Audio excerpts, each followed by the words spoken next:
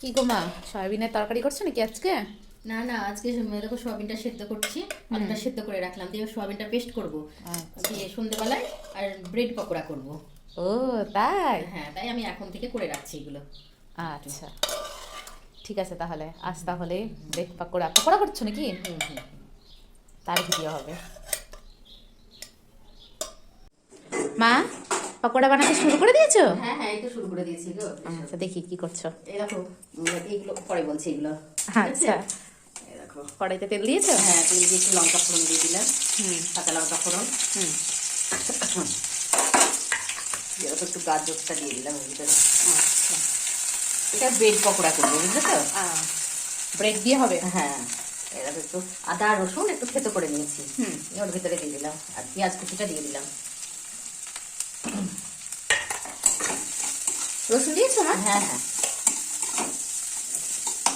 দিয়ে একটু এরকম সোয়াবিনটা একটুখানি আমি সেদ্ধ করে একটুখানি এই মিক্সিতে একটু করে নিয়েছি, মোলাম বেশি মোলাম করিনি, অল্প করে। হ্যাঁ করে নিয়েছি। এগুলো দিয়ে সব একটু নাড়াচাড়া করবো।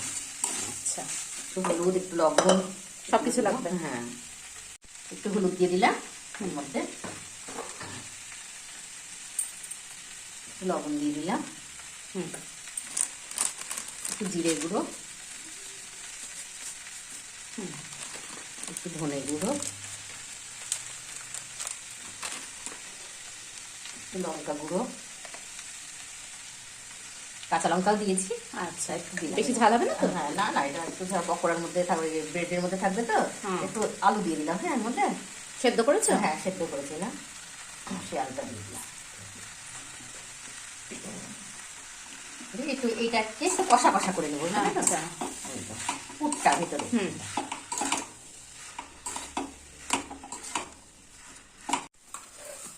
পুরটার মধ্যে একটু চিনি দিয়ে দিলাম, ঠিক আছে? একটু ঝাল ঝাল মিষ্টি মিষ্টি হলে ভালো লাগবে পকোড়াটা। এটা নাড়াচাড়া করে নামিয়ে দেবো। এটা হয়ে গেল, এটাকে একটু ঠান্ডা করবো। করে এরকম এই ব্রেডগুলোকে এরকম করে নিয়ে এই ধারগুলোকে একটু এ করে দিয়ে কেটে দেবে। কেটে দিয়ে ওই যে লম্বা লম্বা আলু ভাজার মতো করে কেটে নিচ্ছি। আচ্ছা, কেটে ছোট ছোট করে ডুমো করে নিচ্ছি, দেখো। এই যেগুলো রেখেছো এরকম করে? এরকম করে প্রত্যেকটা আমি কেটে নিচ্ছি। আচ্ছা, এরকম কড়ার থেকে ঢেলে একটু ঠান্ডা করে নিলাম, না তো এটাকে দিয়ে গোল গোল পাকিয়ে নিচ্ছি হাতে। আচ্ছা, লাড্ডুর মতন। এগুলো পাকিয়ে নিয়ে ওই যে ব্রেডটাকে টুকরো টুকরো করে কেটেছিলাম না, সেটাকে এর মধ্যে এরকম করে নিচ্ছি। এটা একটা অন্য স্টাইল। হ্যাঁ হ্যাঁ হ্যাঁ,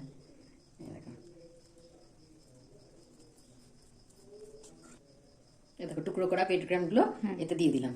আচ্ছা,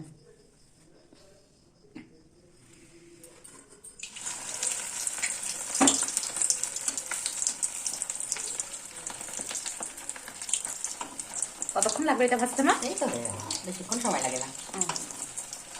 ব্রেডগুলো ভাজা হয়ে গেলে খুব খাস্তা মুচমুচে হবে, কিন্তু সেটটা কিন্তু দারুণ আসছে, ভালো লাগে আসছে। কি সুন্দর কালার আসছে গো।